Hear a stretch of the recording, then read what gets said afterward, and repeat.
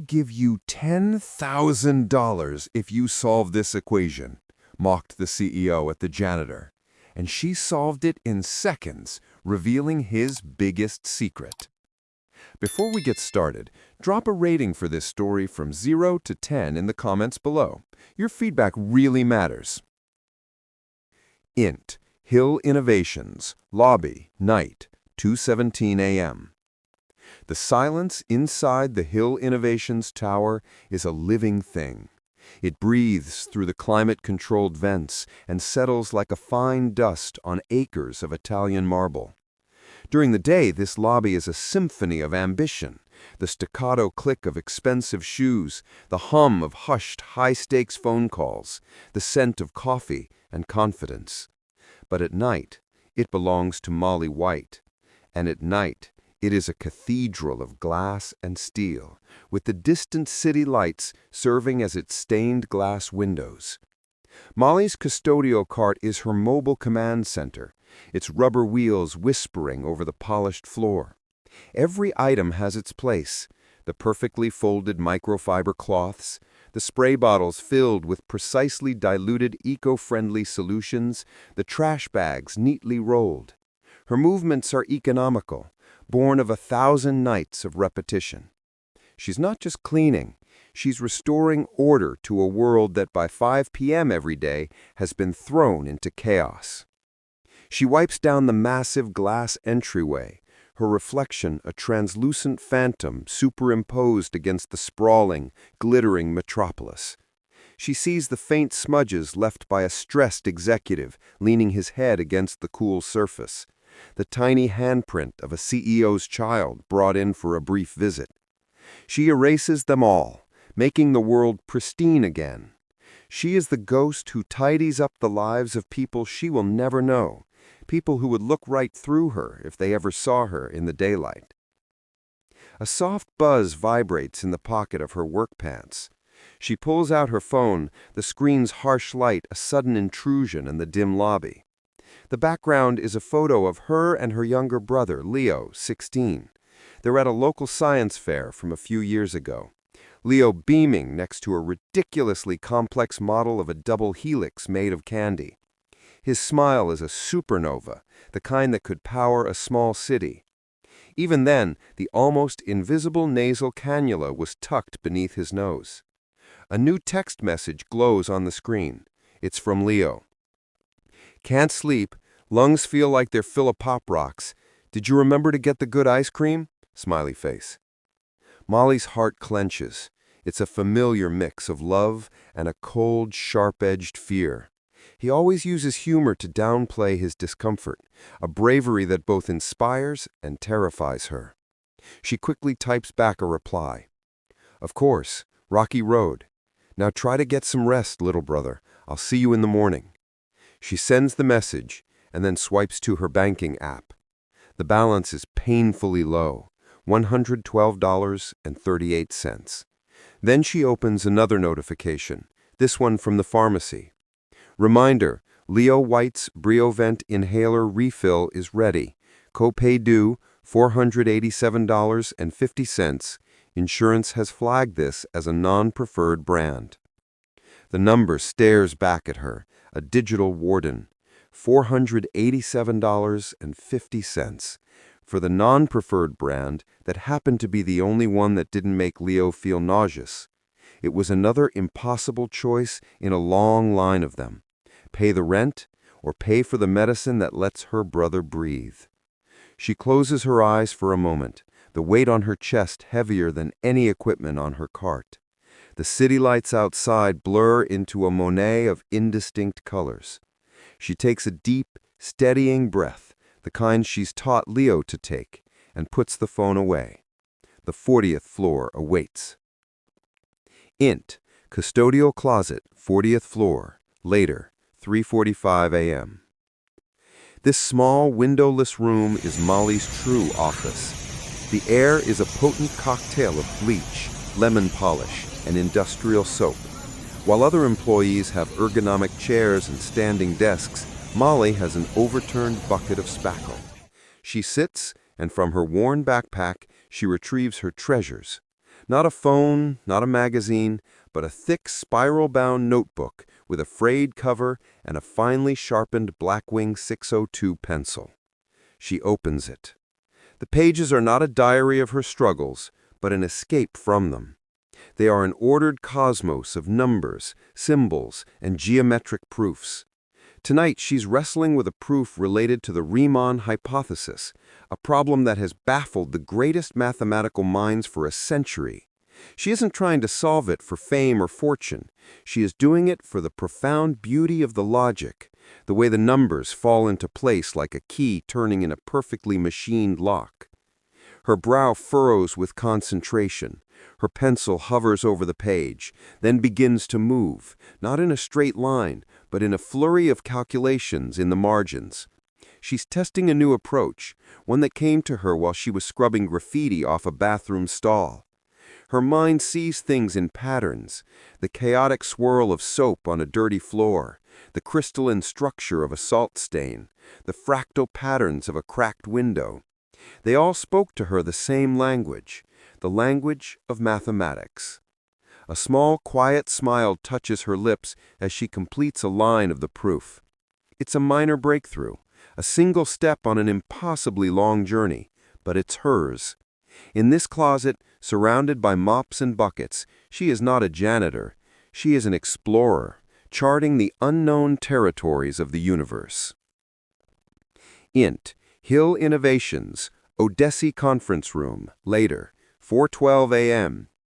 The sacred silence of the 40th floor is brutally murdered. Loud, panicked voices bleed from under the door of the Odessi Conference Room, the company's inner sanctum. This is where billion-dollar deals were made, where the future was plotted on a wall-sized smart screen. Molly, pushing her cart down the hall, slows as she approaches. Inside, it's a scene of controlled chaos. A team of 6 of the company's most elite software engineers are huddled around the massive mahogany table, their faces pale and drawn in the cold blue light of their laptops. Empty cans of energy drinks and crumpled snack wrappers litter the expensive wood surface. At the head of the room, Brian Hill, the titan of tech, CEO and son of the company's legendary founder, is a storm of contained fury. His suit jacket is off, his tie is loosened, and he runs a hand through his perfectly styled hair, messing it up in a way that signals imminent disaster. Mark Covington, 30s, a junior executive whose ambition far outstrips his talent, circles the room like a nervous vulture, trying to look indispensable. Brian, his voice a low, dangerous growl. 8 hours. In 8 hours, we launched Project Chimera, and you are telling me that the entire back end is collapsing. That a multi-million-dollar server farm is currently, what was the phrase you used, David? Eating itself in a recursive death spiral? The lead engineer, David, flinches. He points a trembling finger at the centerpiece of the room, a 10-foot-long glass whiteboard, completely covered in lines of code, flowcharts, and complex algorithms. A single, glaring section is circled in red. The encryption patch we introduced created a cascade failure. The memory leak isn't a leak anymore, sir. It's a flood. The system's logic is fundamentally flawed. We've tried every diagnostic, every workaround. It's like trying to patch a hole in the Titanic with duct tape. Molly is now just outside the glass door, quietly wiping down the exterior wall. She can't help but overhear. Her eyes, accustomed to seeking out imperfections on a surface, are drawn to the equations on the board. To the frantic engineers, it's a nightmare. To Molly, it's a fascinating, beautifully structured puzzle. And she sees with startling clarity that they're all looking in the wrong place. They're trying to fix the crack in the wall, but the problem is in the foundation. The initial matrix transformation they used to handle the data encryption was unnecessarily complex, creating a fatal inefficiency that only became apparent under heavy load. Inside, Mark Covington makes a desperate bid for glory. Sir, what if we temporarily offload the primary authentication process to the old legacy servers? It could buy us some time. Brian turns to him slowly, his eyes blazing. The legacy servers? The ones with the security protocols from 2010? You want to route the financial data of our 2 million new users through that sieve so hackers can drain their bank accounts before they even finish the tutorial? Is that your brilliant contribution, Mark? Mark shrinks back, his face flushing. I swear I would give $10,000 right now, cash, to any human being on this earth who could walk through that door and fix this godforsaken mess. The number slams into Molly's consciousness like a physical force. $10,000. It was mythical sum. It wasn't just Leo's medicine. It was a security deposit on a better apartment in a safer neighborhood. It was a reliable used car, so she wouldn't have to take 3 buses to work. It was a breath, a single, clean, worry-free breath. Her body goes cold. A war wages within her. Stay invisible. It's the first rule. You're the help. They don't see you. If you speak, they won't just see you, they'll fire you. But the image of Leo's smiling face, overlaid with the pharmacy bill, flashes in her mind. What is my mind for, if not this? Her hand seems to move of its own volition. She sets aside her cleaning cloth, walks to the imposing glass door, and raises her knuckles. The knock is soft, timid, but in the tense, silent room, it sounds like a thunderclap. Every single head snaps towards the door. They see the janitor, a woman they've never consciously registered before, standing on the threshold of their crisis. Mark Covington recovers first, a sneer of pure disbelief spreading across his face. Well, look what we have here. Lost, are you? The service elevator is down the hall. We're in the middle of saving the world here, so if you could go back to your mops. The other engineers snicker, a release of tense energy. Brian Hill simply stares, his expression of utter bewilderment, as if a squirrel had just wandered into his board meeting. Molly's entire body is trembling, but she holds her ground. She meets Brian Hill's gaze directly. Her voice is barely a whisper, but it cuts through the silence. Sir, Mr. Hill, the equation on your board, the one you've circled, it's the wrong approach. The snickering dies instantly. The room goes dead quiet. The audacity of her statement hangs in the air, stunning everyone into silence. Brian pushes himself away from the table and walks towards her, a slow, predatory curiosity in his eyes. He decides to make an example of her, a story to tell about the absolute madness of this night. He pulls the heavy glass door open and leans against the frame, a cruel, mocking smile playing on his lips. The wrong approach. Is that so? Please, I am dying to be enlightened. My team of PhDs from Stanford has it all wrong, but the janitor, she sees the truth. Go on. You heard the offer. Solve it. The floor is yours. He makes a grand, sweeping gesture towards the whiteboard, every person in the room now staring, anticipating her complete and utter humiliation. This was a blood sport, and she was the sacrifice. Molly takes a single shaky breath. She gives him a small, almost imperceptible nod. She walks past the smirking CEO, past the 6 baffled engineers, past the venomous Mark Covington, and picks up a red dry erase marker. Her feet make no sound on the plush carpet. All that can be heard is the frantic, terrified drumming of her own heart. The red marker moves across the pristine glass surface with an unnerving fluidity. There is no hesitation, no pause for thought. Molly's hand, which moments ago was trembling, is now preternaturally steady. She isn't writing code. Code is a clumsy, verbose translation of a purer language. Molly is writing in the mother tongue, mathematics. She draws a single, decisive line through the flawed section of the algorithm. Then, in a clear, elegant script, she begins to write beside it. It's a cascade of symbols that, to the untrained eye, would look like arcane hieroglyphics. But to the 6 shell-shocked engineers in the room, it is the most beautiful poem they have ever read. She isn't patching a leak. She is rerouting the river. She is replacing their tangled brute force solution with a breathtakingly simple and elegant proof that solves not just this problem, but an entire class of problems like it. The lead engineer, David, takes a half step forward, his mouth agape. He whispers to the engineer next to him, his voice filled with a reverence typically reserved for religious experiences. David, whispering, "Look at that.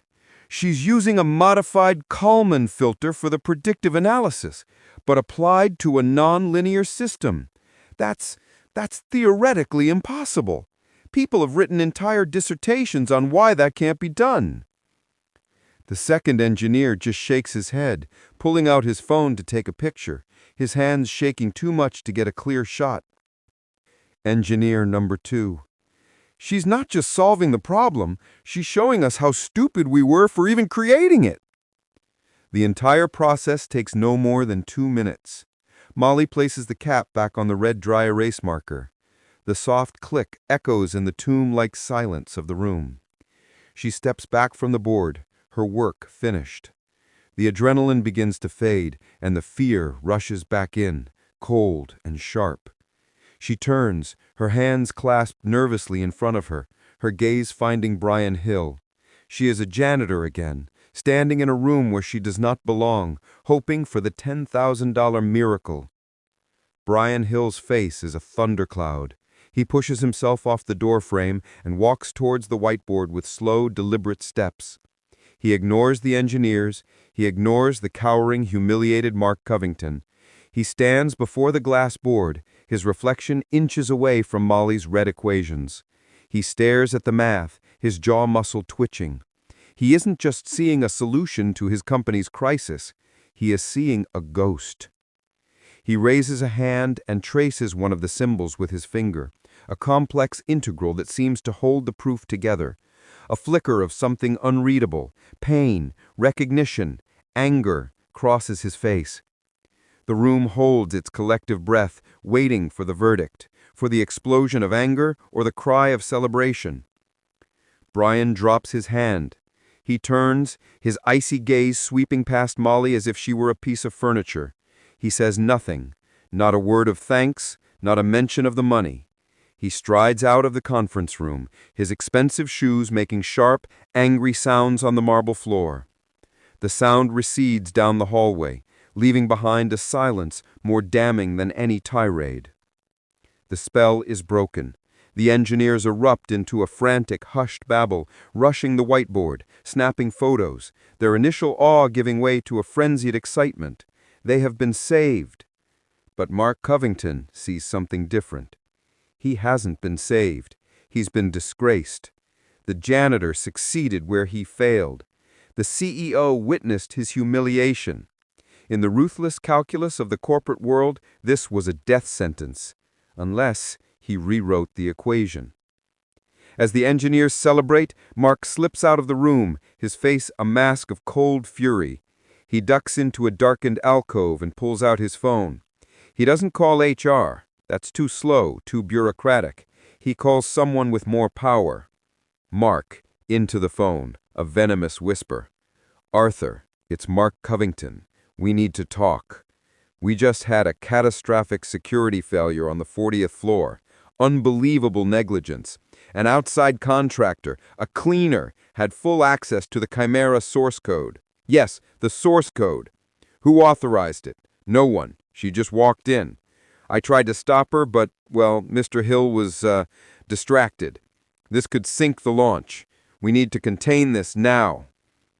Internal custodial office. The next night, 2:30 a.m. Molly's shift begins with a knot of dread in her stomach. She hasn't slept. She replayed the scene 1,000 times. Brian's silent exit, the unmentioned money. Was he angry? Was he going to sue her? Or was he just processing? Maybe a check would be waiting for her, a quiet transaction to make her go away. The hope was a dangerous, fragile thing, but it was all she had. She's meticulously cleaning her cart when her supervisor, George, 60s, shuffles over. George is a good man who has worked for the company for 30 years, starting on the custodial crew with Molly's father. He has a permanent look of weary resignation. Tonight, that look is deeper than usual. George. Molly, my office, now. The office is a cramped, fluorescent-lit box. George closes the door and the sounds of the building disappear. He leans heavily against a filing cabinet, avoiding her eyes. I got a call. From Arthur Vance, head of corporate security. They woke me up at 6 a.m. Molly's blood runs cold. Corporate security? Why? There was a report. A formal complaint filed by an executive, Mr. Covington, for unauthorized access to sensitive proprietary materials. Breach of a non-disclosure agreement, corporate espionage. The words are so absurd, so monstrously untrue, that Molly almost laughs. Espionage! George, that's insane! Mr. Hill was there. He dared me to do it. He offered me money. It was his whole team. I know, Molly, and I know I believe you, but this Covington fella, he's painted a picture. He's saying you must have been spying for a competitor, that you saw an opportunity during a moment of crisis to steal the algorithm. And right now, Mr. Hill is on his private jet on his way to the London launch. He's unreachable. And Arthur Vance is in full panic mode. He finally looks at her, and his eyes are filled with a genuine, heartbreaking sorrow.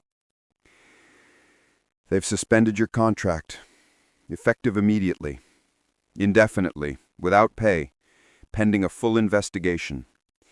I'm supposed to take your access card and escort you from the building.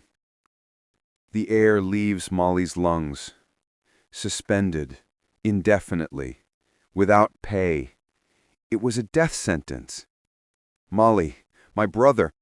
I know, kid, I know. I argued. I told them you've been a model employee for 6 years. I told them your father worked here for 20. They didn't care. To them, you're not a person. You're a liability. My hands are tied. Int Molly's apartment, later, 4:15 a.m. The 3 bus rides home are a blur. Molly walks into her small, meticulously clean apartment in a daze. The world feels muffled, like she's underwater. She sinks onto her worn-out couch. The official suspension notice, a cold, jargon-filled letter George had to print for her, sits on the coffee table. Next to it is a small pile of mail she'd grabbed on her way in, bills, junk mail, and a thick, intimidating envelope from the regional health insurance provider. Her hands are numb as she tears it open. It's a response to the pre-authorization request for Leo's new treatment, a cutting-edge gene therapy that had shown incredible promise in clinical trials. Her eyes scan the page, tripping over the dense medical and legal language until they land on the final, brutal paragraph. As we acknowledge the potential benefits, the proposed treatment is deemed experimental and not medically necessary at this time. As such, this claim has been denied. The patient may continue with the previously approved regimen of Briovent and corticosteroids. At the bottom of the page is a cost estimate for the denied treatment should she choose to pursue it out of pocket. $15,300 for the first round of injections. The letter slips from her fingers. The 2 documents lay side by side on her coffee table, the suspension letter and the insurance denial, one taking away her livelihood, the other presenting an impossible life-or-death bill. A sound escapes her throat, a choked, hopeless sob. She had been so stupid, a goddamn fool. She had flown too close to the sun, and for what? The empty promise of an arrogant billionaire? She hadn't just failed to get the money. Her actions had directly led to her losing the very job she needed to keep her brother alive. Her gaze drifts to the mantelpiece, to the framed photo of her and her father at her high school graduation. He was so proud that day, his arm draped around her. He was a simple man, a janitor like her, but he saw the universe inside his daughter's mind. Your mind is a gift, Molly. It's a key. Don't ever let anyone tell you that you're just the person who cleans the floors. You're the person who understands how the whole building is put together. Don't ever hide that key. Promise me. I'm sorry, Dad, I whispered to the empty room, tears streaming down her face. I used the key, and they changed all the locks. She curls into a ball on the couch, the full weight of her catastrophic mistake crushing her. The hope is gone, replaced by the cold, hard certainty that her one act of courage was the single greatest blunder of her life. Molly's apartment, 2 days later. For 2 days, Molly exists in a gray, soundless fog. She moves through her apartment like a ghost. The 2 letters on her coffee table are a blur of minimum wages and night shifts, each one a step further away from the life she needs for Leo. The fight has gone out of her. Despair is a heavy, suffocating blanket. Then comes the knock. It's sharp, official, and impatient. She opens the door to a man in a crisp suit holding a sleek corporate portfolio. He isn't a courier. He is a professional server.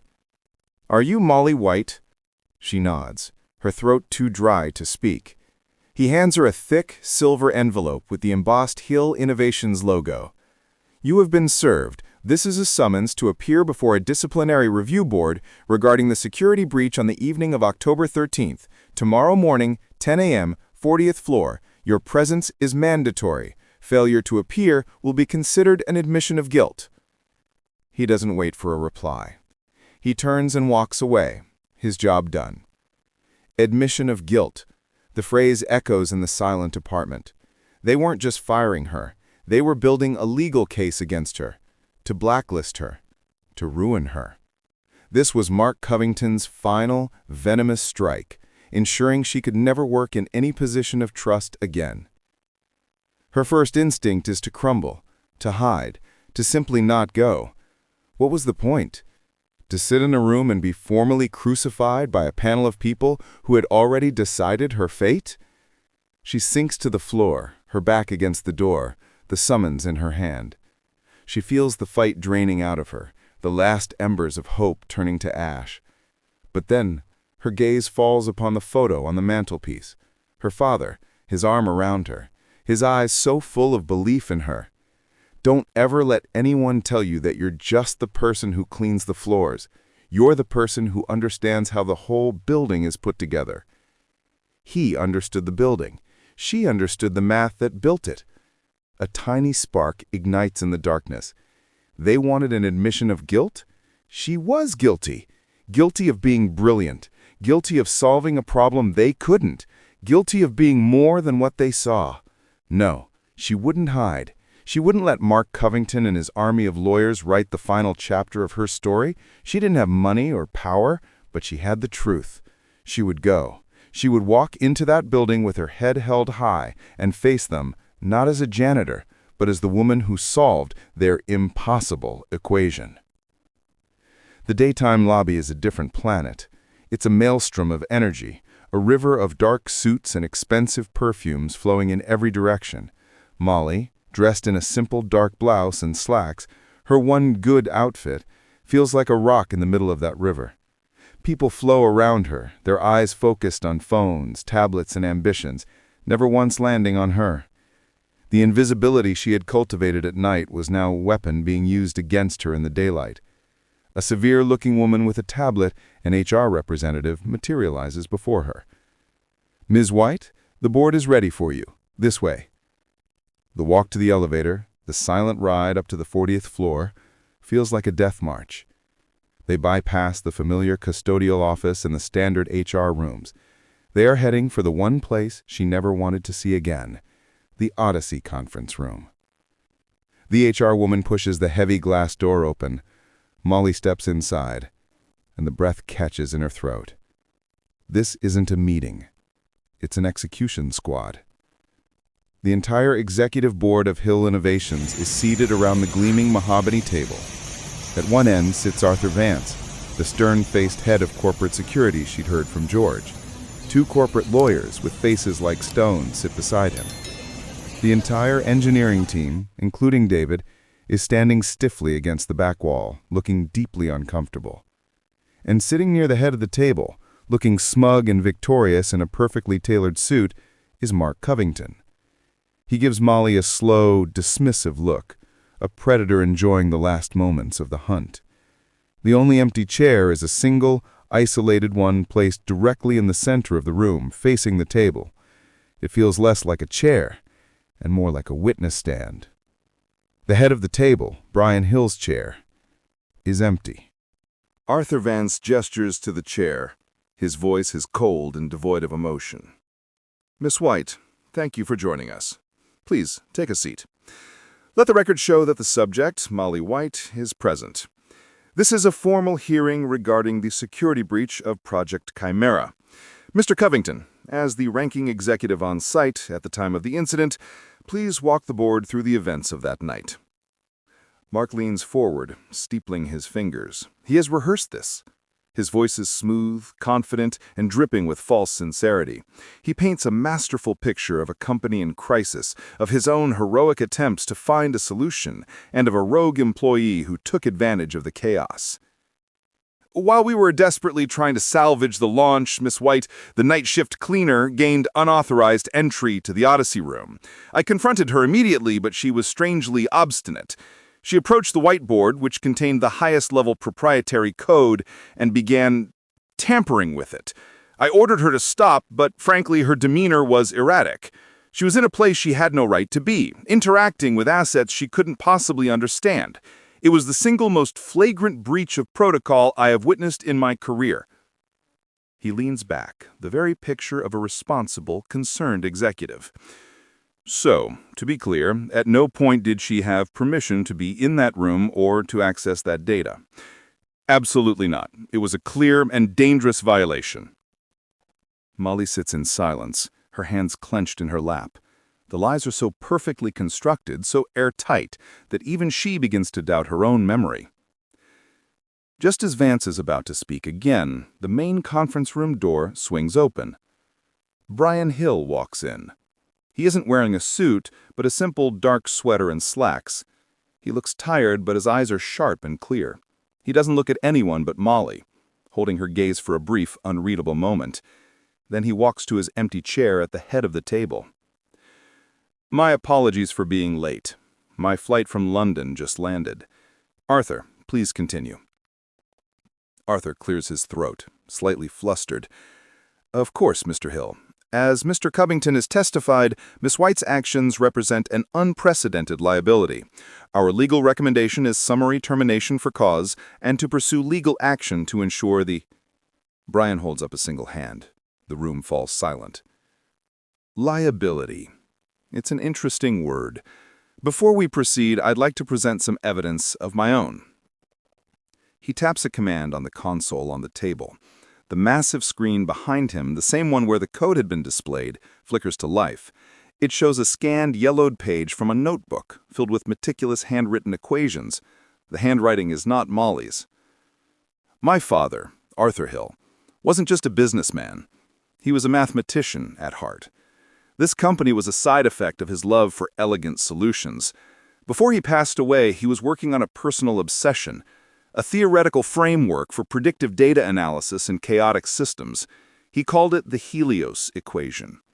He believed it could change everything, but he never found the final piece, the key variable to unlock it. It was, he told me, the greatest failure of his life. He stands and walks over to the screen, his back to the room. That night, when I walked out of this room, I wasn't angry. I was in shock. Because what Miss White had written on that board was the final, missing piece of the Helios equation. A wave of murmurs sweeps through the room. The engineers at the back look at each other, their faces a mixture of awe and dawning comprehension. David, the lead engineer, steps forward. Sir, if that's true, that's a Nobel Prize-level discovery. It's not just a patch, it's a new paradigm. Brian nods, still looking at the screen. Exactly. What a team of the world's best-paid engineers saw as a server leak, Miss White recognized as a fundamental flaw in theoretical mathematics. What my father, a recognized genius, couldn't solve in a decade of work, she solved in under 2 minutes, with a red marker, while being mocked. He turns around slowly, his gaze sweeping over the board members, the lawyers, and finally landing with the force of a physical blow on Mark Covington. Which brings me to the real security breach. Mark, you were so concerned about protocol, so dedicated to protecting the company's assets.